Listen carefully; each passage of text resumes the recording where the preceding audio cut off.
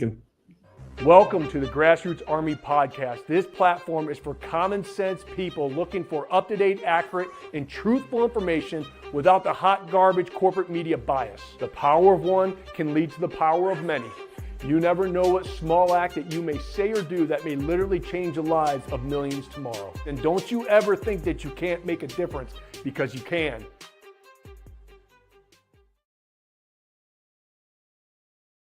Good morning, my fellow Michiganders. Good morning, my fellow Americans. Welcome to the Grassroots Army Podcast. I'm, of course, your host, Garrett Soldano. And look who I have on the show again today, Miss Meghan Reckling. Welcome back, young lady. Thank you. Thank you so much for having me. I appreciate the opportunity. We always love having you on the show because you have such great wisdom about everything that's going on in politics, because you've been in the fight for a very, very long time. So I always love to pick your brain to find out what your perception on some things are, especially what you are posting and talking about right now is this citizens only voting initiative. So let's get right into it. What is it? Why are you doing it? What's going on? So, okay, most people who know me or have seen me around or ran into me at a county party meeting, for the last 12 years, I've traveled around Michigan screaming, what feels like screaming my head off about progressive ballot proposals that, the coastal elites coming into Michigan, and they are changing our election laws repetitively, the Independent Redistricting Commission, trying to get the grassroots to play defense. And so it's actually really exciting for me that this is the first time in at least 6 years, 3 cycles, that I now get to travel around Michigan talking to the grassroots about us playing offense. And that's what this initiative does. So it stems kind of from a court case that happened out in California. And this always blows my mind when I talk about it, but it is California. Let's be real. And there was a court case out there that essentially, in layman's terms, ruled that if people, or if the legislature, or if the residents of that state really thought that only citizens should be voting, not people who reside in their state illegally or legally, it would say so in their constitution. And because the state's constitution did not clearly say only citizens could vote, they ruled that illegal citizens could vote in their election. Again, absolutely mind-blowing. That's like saying I'm going to move to Italy because I'm going to move overseas to work for Ford Motor Company. And because I now live in Italy and I work there and I earn taxes, it means I instantly get to vote in their elections. Not how it works. And so essentially what's happened is there's an organization called Americans for Citizen Only Voting that has formed, it's a national group that is working across the country to go state by state and change the constitutions and update it to make it clear that we mean only citizens can vote. Because on a federal level, only citizens can vote in federal elections. But if your state constitution doesn't say citizens only, it now, based on this court ruling in California, has left the door open that in state and local elections, illegal citizens could vote if the courts decide to rule that way in your state. So this group was in 9 states last year. They had it on the ballot in 9 states, and it successfully passed last year in all 9 states. And now we're focused on making this happen here in Michigan. Unbelievable why we're even having this conversation. I had no idea. Now the invasion of the southern border and what they did during the Biden administration totally makes sense on how they were strategically putting these people all throughout the country. My goodness gracious, that's hot garbage. Isn't it? I mean, and just think about the swing states, Michigan, Arizona, states like California. I wouldn't call really a swing state. It's definitely the independent redistricting commissions have really impacted what their state looks like. Again, Democrats live tightly packed in cities, and they are dragging them out into the rural areas of California, which are more red, very similar to what happens here in Michigan with like Southeast, we got Oakland, Wayne, portions that they drag way out into places like Livingston as far as they can to try to shape those seats. So it all makes sense now. So basically this initiative would do 3 things. First and foremost, it would clearly say in the Constitution, you have to be a citizen to vote in state and local elections in Michigan, and stop. Number two, it would force the Secretary of State's office to actually verify individual citizenship and remove non-citizens from the voter rolls. You hear oftentimes, I see it on social media, I hear it online, people on the left come up to me and they're like, this never happens. But it does happen. We had a Chinese national who voted on U of M's campus last year. Yeah. After that incident, the Secretary of State came out and admitted that, quote, at least 15 people. But all she did was check the driver's license database. She didn't even check the DHS database that's available on a federal level. She didn't go any further than just checking the driver's license database. If you ask me what happened, I think her and her staff got around and are like, we don't really know how many non-citizens voted, but what number do we think is palatable? Like, we have to tell people more than one did. There's a really interesting study that Kevin, who's running for AG, cited the other day, and I just started reading, where nearly 40% of illegal citizens self-reported that at some point they voted in elections in the United States. Let me rephrase that. 40% of illegal immigrants in a survey self-reported that at some point they had voted in an election somewhere in the country in the United States. This happens more often than we think it does. The documentation that the Secretary of State's office here in Michigan has authorized to be acceptable to get things like driver's licenses has expanded drastically. Basically, you can hold up your hand and say, I swear I am who I am, and you get a driver's license now. And we know with same-day voter registration, a lot of those gaps exist in our state in order to allow non-citizens to make it through the system, get on our voter rolls, and actually cast a ballot. So this plays offense. So after it forces the Secretary of State to verify citizenship and remove non-voters, let me take one caveat. I think it's really important to note this, because some people ask, am I going to have to go verify or not vote? If you have ever had a passport, if you have an enhanced driver's license, if you have a real ID, if you're on Medicaid, Medicare, Social Security, food stamps, they have proven your citizenship. The government has some type of documentation that they can already reference on file. The Secretary of State's office should be able to pretty quickly go through a majority of the individuals on Michigan's voter rolls, prove if they're a citizen or not. If for some reason they can't prove that you're a citizen, you'd get a letter saying that you have 45 days to prove you are a citizen. There's the ability to get a free ID in this ballot proposal, along with helping people obtain documents if they need to. There's a concern, especially by women that have had to change their name, either that have lost documents through moving or fires or other types of issues, help them obtain documents if they need it to prove they are a citizen. And then if all of that, you still can't have 45 days and figure out how to prove you are a citizen, you can still go vote a provisional ballot. And then you have the 6 days afterwards to go, again, prove that you are a citizen and have your vote count. So lots of safety gaps to make sure that real citizens aren't being disenfranchised. Their votes count. They have the ability to vote. And then finally, what the proposal does is real photo ID. And I don't mean real ID as in the real ID cards. I mean, Democrats like to tout Michigan as a photo ID state, but we all know that's a load of crap and a half, because you don't have to have an ID to vote. If you don't have your ID, you sign an affidavit that you are who you say you are, and you vote a real ballot. And that's the end of it. And so this would actually require individuals to show a valid photo ID in order to vote at the polls.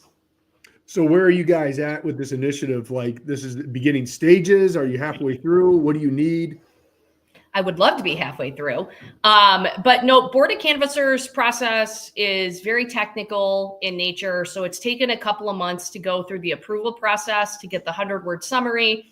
It was Wednesday, the 30th, right at the end of July, where the committee hosted their big campaign kickoff event in Oakland County. It was like a packed room with media, grassroots people to kick off the initiative, put paper in the field. So we currently have petitions that we're handing out to volunteer circulators.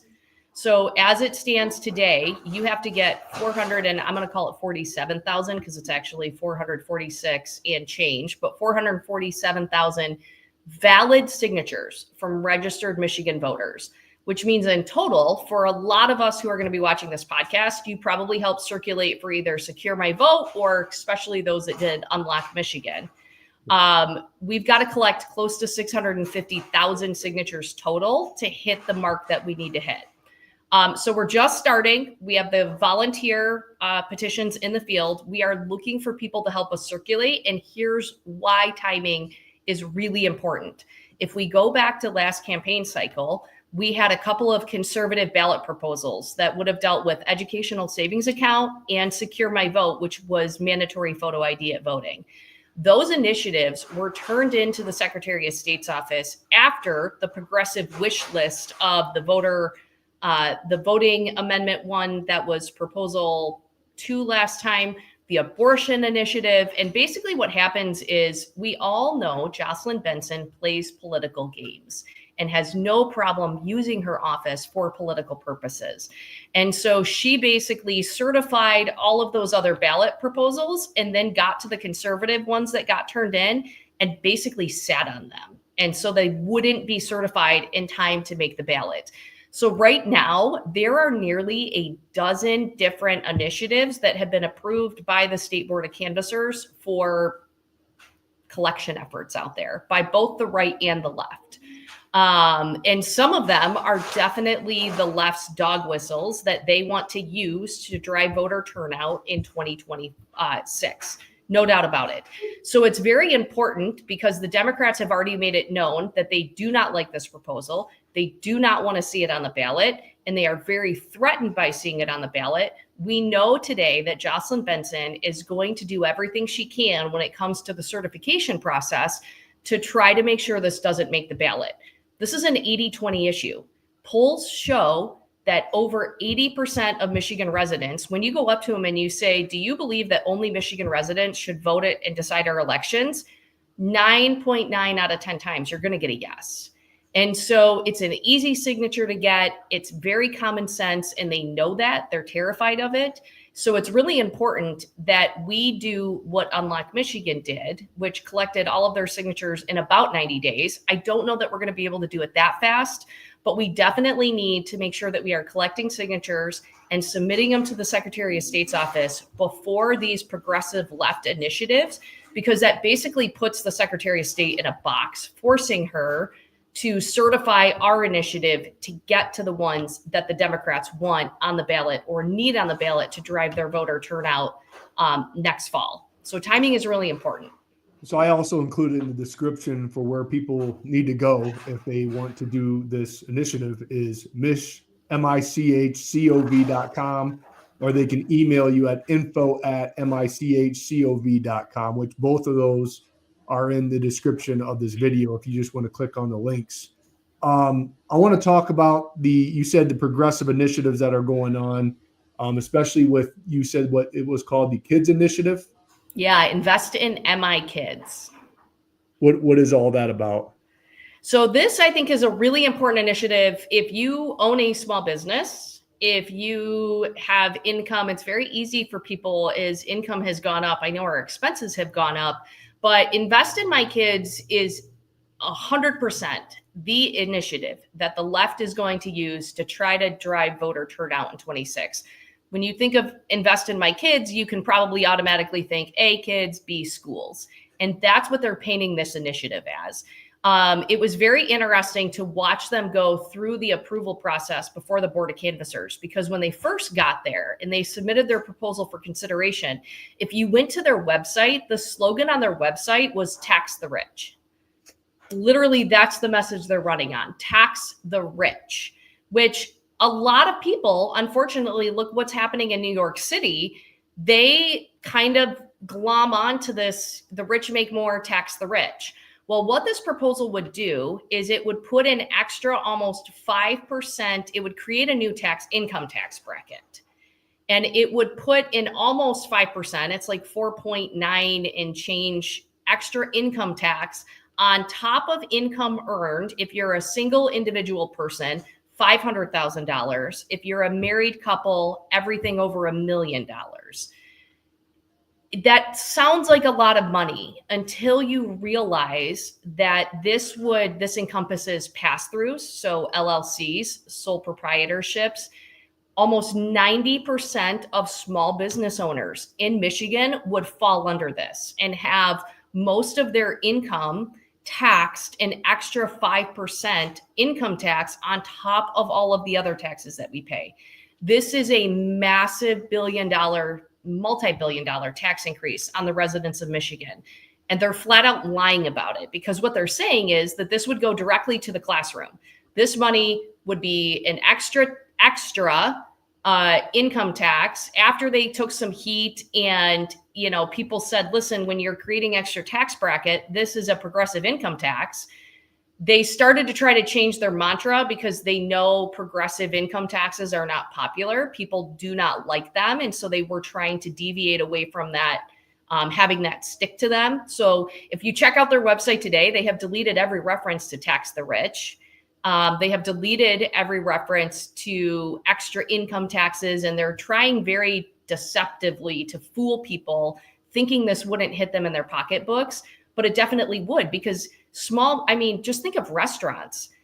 Most restaurants have over $1 million in gross receipts, and they can barely pay their bills. I don't know about you guys, but my family hardly goes out to eat anymore. And it's not because we don't want to, we simply can't afford to. No, you're exactly right. And I want to hit on that. Let's hammer the restaurants again, right? We haven't done enough to the restaurants over the past 5 years. Let's just continue to hammer them even more. And it's hard enough to be a restaurant owner before all this garbage took place.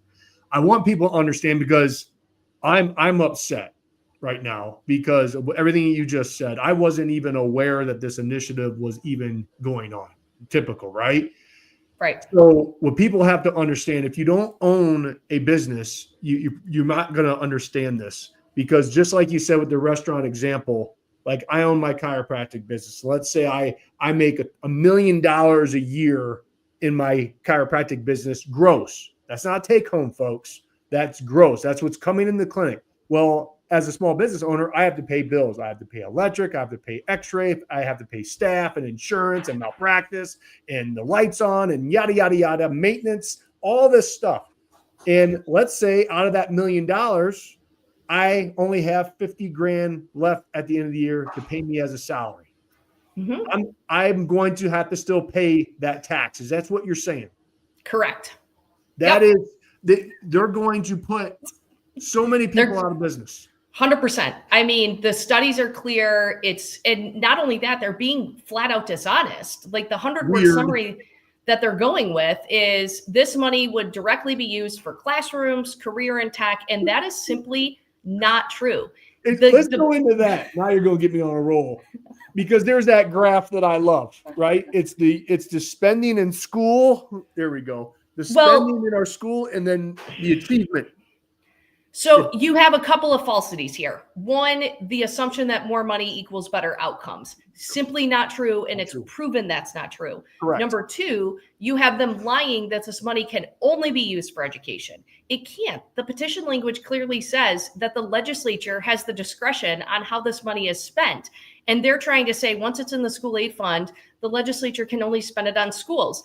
The school aid fund, the courts have clearly ruled, can be used for community colleges, can be used to pay the teachers' pension funds. There's a whole myriad of things that money can be used for. And furthermore, they can move the money around and then take general fund dollars for something else. Anytime, I've worked in the legislature for over 23 years, mainly specializing in the budget process. Anytime you give the legislature discretion to spend money, you cannot have any guarantees of where it's going. So this is a very dangerous ballot initiative. It's definitely, so they actually had approval about a month ago at the Board of Canvassers, and then they had a legal technical issue that they messed up on. And so for the first time that I have ever witnessed in my 30 years in politics, the State Board of Canvassers actually revoked their approval that they had issued at the meeting before. Pulled back their approval of the 100-word summary. Their petition got resubmitted. And in order for a petition to be approved, there are two members of the State Board of Canvassers that represent the Democrat Party, and there's two members of the state board of canvassers that represent the Republican Party, you have to have members from both party, at least one Republican and one Democrat vote yes in order for your initiative to be certified, to go to the ballot. So if two Democrats vote yes and two Republicans vote no, or vice versa, your initiative is deadlock and you don't get to proceed. So they had to go back before the State Board of Canvassers last week. They did not get approval. The Board of Canvassers deadlocked on their second submission. This is how, A, you know this is their initiative, and B, they have more money than they know what to do with. Their attorney is Steve Liedl at Dykema. So they have a Dykema attorney, first off. Second of all, I think most of us were a little shocked because there is a system where if the Board of Canvassers deadlocked, you can go to the courts and say, our 100-word summary is accurate. You must compel the Board of Canvassers to do their job and vote to certify this. And the courts will order the Board of Canvassers to certify it if they agree that the 100-word summary is accurate. And so they decided instantaneously that afternoon, the committee announced, we're not suing to have the State Board of Canvassers compel them to certify our initiative. We are going to go back to the first initiative that we got approval for, and we don't think the revoke that the State Board of Canvassers did, revoking our initiative, is legally accurate. So we're going to go ahead and we are going to collect signatures on that first initiative. And then when we turn it in, we'll have a court battle. That's a $10 to $15 million gamble. It cost between $7, if you can really do it effectively, and $12 million to collect signatures. Yeah. There has not been an initiative that has been able to do everything with grassroots volunteers. Unlock Michigan had paid circulators. Yeah. Even the left's abortion ballot proposal had paid circulators. And that was a very popular initiative on their side for volunteers. You have to have paid circulators with the number of signatures in the timeframes that you legally have, that 180-day window. And so for them to look and say, we're going to take a $10 to $15 million gamble on a legal bet and push back on the State Board of Canvassers, you know that this is the initiative that either polling or data shows will drive their base out. They're not going to be honest. They can say this is not about taxing the rich. It's not a progressive income tax. But we all knew, look at the abortion ballot. We said it would do A, B, and C, and they all lied about it. And then when the campaign came, they lied in the campaign. And now we're watching afterwards as parental rights get stripped away and one thing after another that we all said was going to happen. That's exactly what's going to happen with this. If they collect the signatures and they get on the ballot, every mailer, every flyer, every radio ad, every TV ad tax the rich. Why? Most people, and even most small business owners, are going to think this won't impact me. Yeah. I'm not rich. And the reality of this is going to decimate. It's going to impact 90% of small business owners. Tens of thousands of businesses will relocate or close and move out of our state. That's the simple reality of it. Man, just when you think you can't dislike their ideology and their policy more, you come on the show and you just drop the hammer down on all of us, Meghan. My goodness. But here's what we can do, because I hate the pessimism, right? Yeah. I mean, it's so easy for us on the right to feel like we're constantly kicked in the face. And what can we do to make a difference? Correct. And so that's, when I traveled around for the Independent Redistricting Commission, and I spent months away from my family, traveling around the state, asking every single grassroots person sitting in a meeting to please submit a public comment. And tens of thousands of people did, and they all thought it was pointless. But at the end of the day, those comments were directly used in the court case to spur the court case that caused the federal courts to force Michigan to redraw our House and Senate maps, saying that the Independent Redistricting Commission violated the Voting Rights Act. If those comments had not been submitted, that case would not have been successful. And we would not have new maps that give Republicans a better shot at majority, or a fair shot in majority, in 2026. And so what we do makes a difference. I don't like to ask grassroots people to spend their time, their treasure, their talents on fruitless efforts. There's nothing that drives me more crazy than when people come into Michigan, because we're a swing state and we're ground zero. Like, if everybody thought 2024 was crazy, Wait until 2026, because Michigan is 100% ground zero for the U.S. Senate seat, the open gubernatorial seat, all of our statewide, the House and Senate being up, the ballot proposals. We're about to watch an insane amount of electioneering, which plays into another thing. I think our residents are exhausted by that, but we have to buckle up because it's not going away. And so we finally get to play offense, and we finally get to make a difference. If this initiative did not have the money, the right people running it, the resources to be successful, I would not be asking people to participate in it, because there is nothing that I hate more than asking the grassroots to do something and participate in something that I know we don't have the resources to make successful at the end of the day. And they're just spinning their wheels in a fruitless effort. So we are going to be very transparent about how many signatures we have, our goals, our milestones. I'm asking that every grassroots person commit to helping us get 25 signatures. You can't tell me you don't have 25 people that you know that you can ask, do you believe only citizens should be voting? Yes, great, sign here. So they can go to that website you referenced, michcov.com, sign up to have petitions. We'll mail them right to them. We'll have an instruction sheet. We have online training classes if they've never circulated that they can hop on to learn how to circulate, ask the right questions. 25. If you do 50 signatures, you get a free t-shirt. If you do 500, you get a cool hat that says "Make Voting Secure Again."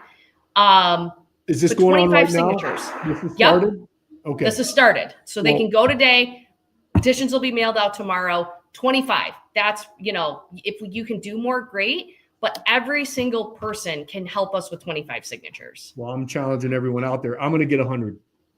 So love it. My challenge to everyone out there that's watching, go to the website. You guys can get 100 signatures. Just go around. This is very important. Obviously, I have a lot of people asking, what can I do? What can I get involved in? They're ready to go. Hey, here it is. This is obviously very important with everything that Meghan has said.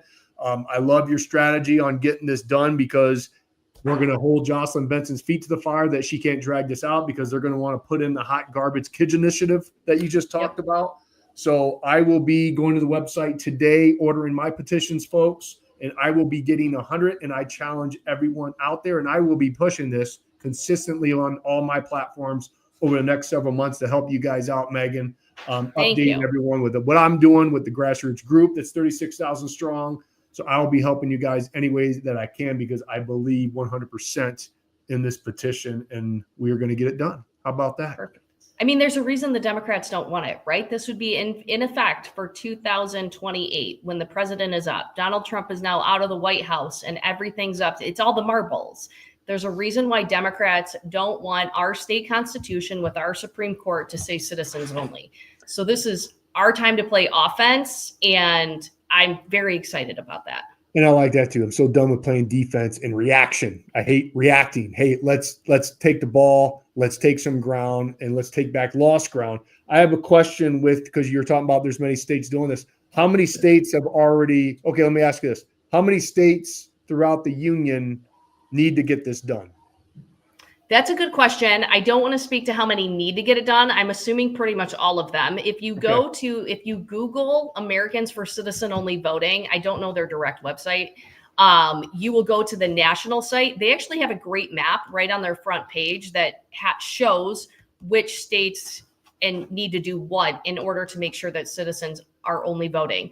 This organization that's now working with the grassroots and local Michigan people, they did 9 states last year. This initiative was in 9 states, and it passed in all 9 states that they were in. And look, and for the people that are watching, obviously the far left does not want this to happen, but everyone with any common sense, the independents and obviously folks that lean right, this is just common sense. This needs to be done.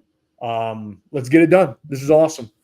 All right, Grassroots Army. Hey, you're watching. I'm already seeing comments that I'm in. The description has the link, michcov.com. You can click on it. If you have any questions for Mrs. Reckling, email at info@michcov.com or michcov.com, and we'll get it done. Anything else that you would like to say with any of the initiatives before I go into some inspirational stuff about Meghan and your journey? No, I think we're good. Okay. Let's do it. We'll do. We're not going to all talk gloom and doom. Like you said, we're not going to be pessimistic. We're going to tell you the truth. Then we're going to evolve into some inspiration. We're going to activate you. And as a chiropractor, I love Meghan's story about the weight loss. If you all could see what Meghan used to look like, and how much weight did you lose? About 160 pounds. Which is unbelievable. And how long did it take you to lose that weight? About 1.5 years. God, that's unbelievable. What did you do to lose the weight? So I have struggled with, I have genetics that work against me and all the things. And I have a little bit of an addictive personality. And I know that. So I definitely used food as a comfort tool. I mean, ice cream is my jam. Ice cream, so I'm a bread girl. I absolutely, anything with bread, pastas, breads, cookies, cakes, you name it, that I could live on that. I used to be the kid in college that thought a box of rice-a-roni was only 250 calories. So that's not bad. So I ate a box of rice for dinner every night. And then you realize it's only 250 calories, but it's all junk. And I know that now. So I have struggled with my weight since I was pretty much in middle school, high school, and really kind of hit a precipice in my early 20s, right about 21, 22. I was just over 300 pounds. And the things you can't do. I'm a very adventurous person. I love to go hiking. I have been not skydiving. I've been bungee jumping. Skydiving is on my list to do. I like to do all the things, go to amusement parks. And there's a lot of things that when you are that overweight, you simply just can't do. People can do them, but the effect on your bones and your body is kind of insane. So I'm a really big believer in people can do anything that they put their mind to. When you start to look at successful people, Dr. Seuss was told that his stories were dumb nearly 24 times. He threw his manuscript away in the trash, and his wife told him to try one more time, just take one more attempt. And he finally got published. Michael Jordan literally didn't make his high school basketball team because they told him he was not good enough at basketball. And so very successful people have been told no repetitively. J.K. Rowling was told by over 24 publishers, Harry Potter was the dumbest thing. She's literally one of the richest people on the planet now. And so you have to believe in yourself. And a lot of it is your mindset, your self-motivation, where you focus your time and effort. And so kind of in my early 20s, I decided that I needed some medical help. So I did do some avenues there, but B, even people that take the steps to have like weight loss surgeries or take drugs, those, in my opinion, I'm only speaking for myself, those are temporary solutions because they can get you to a place temporarily. But unless you make long-term changes in your own habits, and to me, it's mind over matter, you are not going to stay successful. So I have lost that weight and I have kept it off now for nearly 14 years.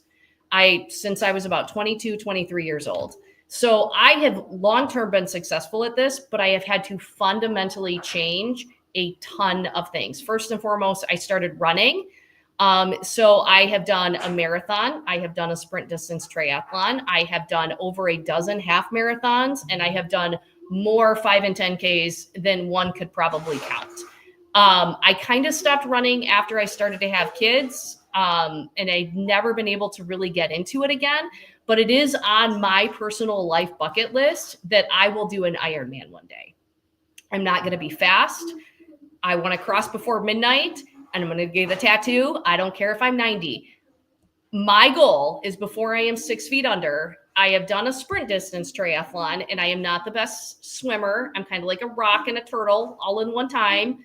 And so I'm going to have to really push myself and work and have time to train. Again, a lot of people think of these things, either running or other sports, that if they start to do them, they have to do them fast. I ran the Marine Corps Marathon. I was over 5 hours. Yeah. I don't care. Yeah. I ran a marathon, something most people can't say they do. I don't need to finish in a sub 4 hours or 3 hours.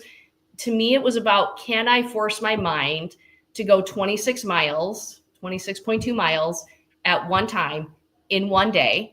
I ended up pulling a muscle about 22 miles in, did not care. I was going to finish. And you very quickly learn when you think of things of like people in war or heroic stories, your body and your mind can go so much further than we believe it can, especially younger generations, because we never push ourselves to do those things. And so for me, that's what my journey has been about. Can I put my mind over my body? And I can do it. It's simply just a matter of willpower. So I made a lot of changes. I tend not to eat a lot of bread anymore. I try to avoid, I actually have an allergy to white flour, to flour products. So I can eat them, but it causes me a lot of issues when I do. So I work hard to avoid them. But just like everything else, I'm still human and that stuff is good. Cake is good. And I got to tell you, I ran a marathon over 2 decades ago, and mile 20 does something to you mentally. Your mind starts literally, why are you doing this? Why are you doing this? That and the second one, like I've wanted to run the second one for years now. Yeah. The second one is almost harder than the first one because you know what you're in for. Oh, 100%. Like why do I want to do that again? Every time I skydive, the first time was exhilarating. I loved it. The fourth time, like, why are you doing this? You have a family. This is stupid. And I ran 3 half Ironmans. Okay. Never did the full. If you ever want to work into a half, the Steelhead Ironman on the West Side State is awesome because you're swimming in Lake Michigan. I think they do it in July or August. It is a phenomenal half Ironman. So there's something that's local that you can go to. But I'm telling you what, girlfriend, we talked a little bit about chiropractic before the show, and I told you I wasn't going to mention it. But since you have that life goal, you better get adjusted during your training because structure equals function. And just to show everyone how powerful that and what Meghan has done with the weight loss, I did some calculations. She lost 160 pounds. For every pound that you lose, that's 4 pounds of pressure, I think, off your knees and 6 pounds of pressure off your hips. You lost 640 pounds of pressure off your knees and 960, almost 1,000 pounds of pressure off your hips. Now, as a chiropractor, I always tell all of my patients because I tell them the truth. I don't really sugarcoat it. People that tell me that they're big bone, I tell them you're not big bone. You just have fat around those big bones. Dinosaurs had big bones, right? You don't see fat old people. You don't. You'll die, okay? So any way that you can get off the weight is huge, no matter how it is. But Meghan's plan, especially for long-term change, mental. You got to make sure that you're maintaining what you do because how many times do we hear, Meghan, that they lose the weight, they gain the weight. They lose the weight, they gain more back, right? Because they never fix the habitual patterns that put them in that place in the first place. I mean, it's all a mindset and you have to want to do it. I mean, it's not fun when everybody else sitting around is eating the food I want to eat and I can't or I choose to and I feel miserable. It's still a struggle for me. But I want to be healthy. I have kids and I want to be around long-term. I, hope my kids one day have grandkids. I want to be around for them. I want to be a good example. My daughter has a lot of the same, she has all the same genetics that I do, but obesity runs in both my husband's family and my family. She is starting to get to the age of puberty and I can already see a lot of the same struggles that I had in her. And so being a good example to her, trying to avoid the road that I took is really hard as a parent. And it can be hard to tell your kids no, but I want to be a good example. And so really it's just kind of about realigning your priorities and finding the time to, at the end of the day, as we all know, it is simply calories in, calories out. And it's an intake equation. And there are genetics and other things, like for us, it's the full trigger. I could eat and eat and eat and eat, and my body would just continually tell me I have not eaten enough. And that's what my daughter struggles with is, I'll be like, you've had enough, but I'm still hungry. And I'm like, you may feel still hungry, but I can tell you that your body is not hungry. Yeah. And that's because too, like a lot of the food that we have creates that addictive response. That's why they keep you buying, keep you eating. So that plays into why we have also, I know we've talked about it on almost every podcast we've gone in. I have not really bought meat from the grocery store since last October. Beef, chicken, pork. And that is because when you I was having this conversation with my mom and our county treasurers. We're walking around the fairgrounds the other day. And I said, have you ever looked at the ingredients in cottage cheese? Yeah. And she goes, what do you mean? I said, seriously, go look at the ingredients in cottage cheese. Pull up Daisy cottage cheese, and it's got milk and like the other one other thing. Like, it is truly cottage cheese. Then go grab the Great Value brand of cottage cheese that has nearly 25, 30 ingredients in cottage cheese. And you're just like, this is why we struggle as Americans with a lot of our food stuff. Our food is poison. Our food has so many addictive additives in it. It's not natural. And so we have really worked hard to go back to local, homegrown, all self-harvested meats. We work on fresh vegetables, and a lot of people will be like, oh, that's really expensive. To be honest with you, when you compare a local butcher compared to grocery store prices now, it is not expensive. It is almost the same, on par with it. You do usually have to buy it in bulk, which a lot of people struggle with, trying to, spend that much money on a quarter of a cow. But you can split those with family or friends to try to make it more economical.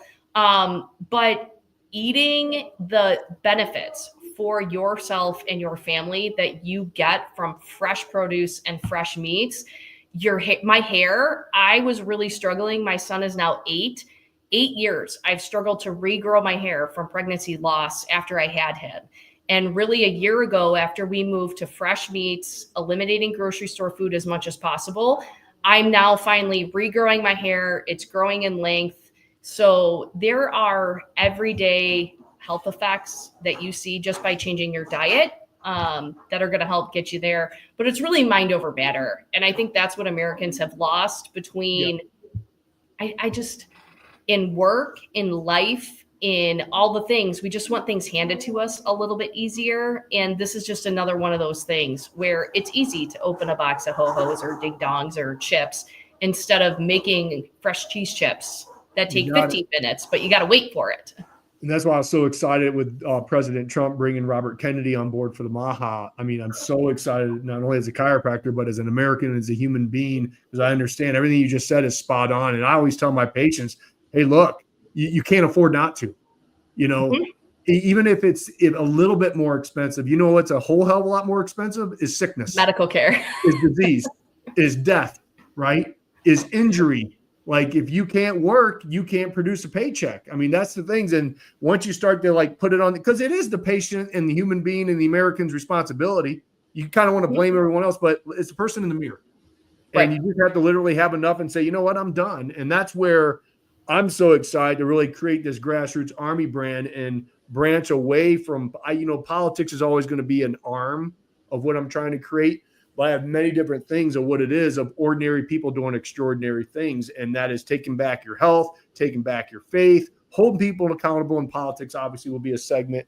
But man, oh man, I'm so, so happy that you shared your story. Thanks for being vulnerable and sharing it, because your story will inspire people. I guarantee you, someone watching today, they heard what you just said, and they're going to make a change. And that's the whole essence of the Grassroots Army, is the power of one can lead to the power of many. You never know what small act that you may say or do, a conversation that you may have with someone that may literally change the lives of millions. I mean, we've seen it time and time again. Thank you so much for your time, for your knowledge, for your wisdom. Again, after this show, I will be getting on the website and ordering my petitions to get the Only Voting Initiative, and I will do everything over in my power over the next several months to help you guys collect as many as possible. The challenge I want to put out to everyone, again, I'm getting 100. See if you can beat me. Let's see it. What you got, people, and we'll be having fun on the Grassroots Army Facebook group as we update everyone, just like we did with the Unlock Michigan petition. Thank you for your transparency on the Citizens Only Voting Initiative. I think it's so important, if you're doing these petitions, that number one, you have the support and the money, because you need both. And the transparency of where you're at and the goals. Hey, we got 100,000, we got 200,000, because that gets people energized. Because there's a lot of petitions out there. They go around, they waste all this energy, and they never say how many they got, because probably they don't have enough and they don't want to fail. And I get it. But if you do it the right way, these things can be successful. So we appreciate 100%. you, Meghan, so much. Thank you for your time, girl. I appreciate it. Anytime. You know I like it. I like coming on here chatting. Have a wonderful day. You too. Thank you. All right. Bye-bye. Always love having her on. Man, she is an amazing human being, mother, wife, just all around great person. So much wisdom. Okay. So get your petitions. www.michcov.com. Again, it's in the description. Click on it, order your petitions. There's training videos for everyone that's following me. You guys done petitions in the past.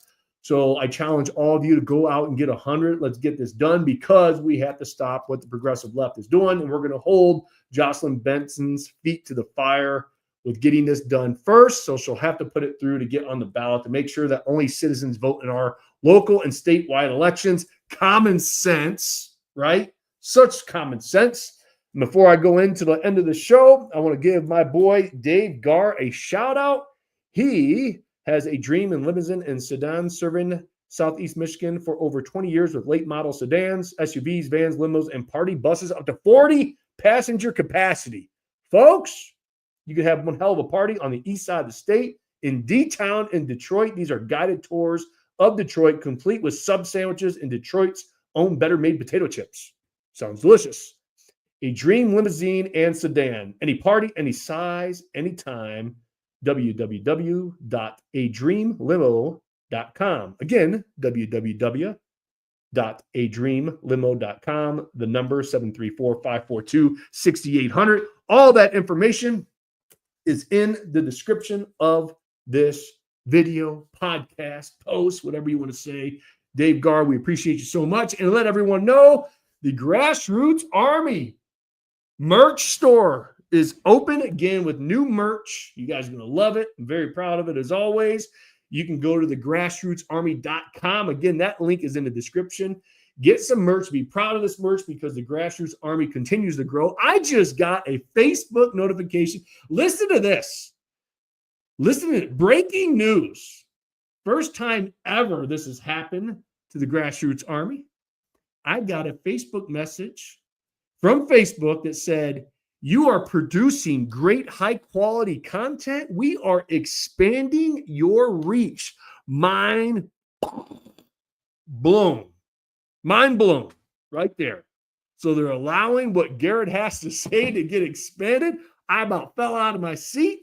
I did a little dance, but that is good. That means, we're starting to expand, which is good. So the following started to increase. I'd love to get 1 million followers because we really haven't reached at that time. We're only about 700,000 on several different platforms right now, but we are growing, which is fantastic, which you're going to start seeing on my platforms. We are going to expand this Grassroots Army idea.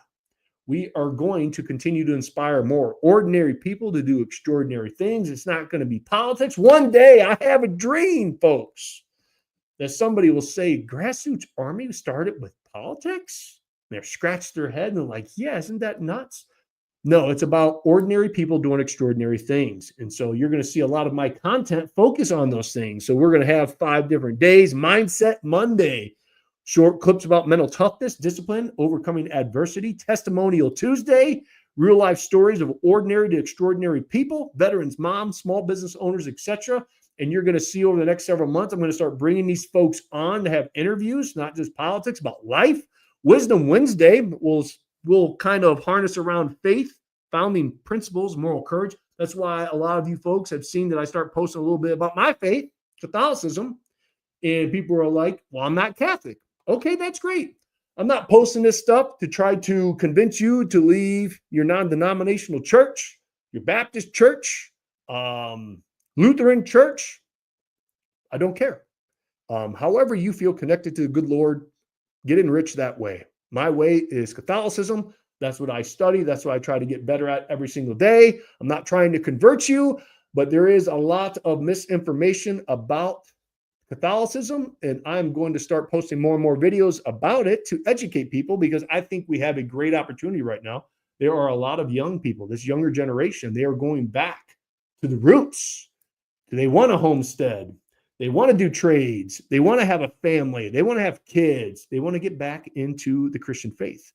And I'm going to give them an opportunity to learn about Catholicism. A lot of you Catholics out there, and you know who you are, you have not been a good practicing Catholic. I don't judge. You do you, I'll do me. But my goodness gracious, you should be getting the Mass every single week. I just posted a great video this morning about a priest who is no longer with us. He died in a car crash back in, I think, 2023 or 2024. But he does amazing sermons, and I'm going to start and continue to start posting a lot of his stuff because his sermon this morning gave me the chills. It really did. So that's what we're doing on Wisdom Wednesday. Action Thursday will be calls to actions, habits of high performers, daily challenges, and Feature Friday will be just clips from a variety of different podcasts. But it's going to go more and more motivating. And of course, I will have a little bit of politics in there. Folks, I hate politics. I want nothing to do with politics. I would rather someone else join the Grassroots Army and do politics. Someone out there, because I like doing the inspiring stuff. That's where my heart is. Okay, so I will continue to do what I do, is give you up-to-date, accurate, truthful information and inspire more. It's going to be an exciting time. I'm excited. But get your petitions. I'll be getting mine. And let's see who can get the most signatures. All right, mishcov.com, MICHCOV.com. Folks, until next time, have a great day. God bless you. God bless the state of Michigan. Of course, and always, God bless these United States. Till next time.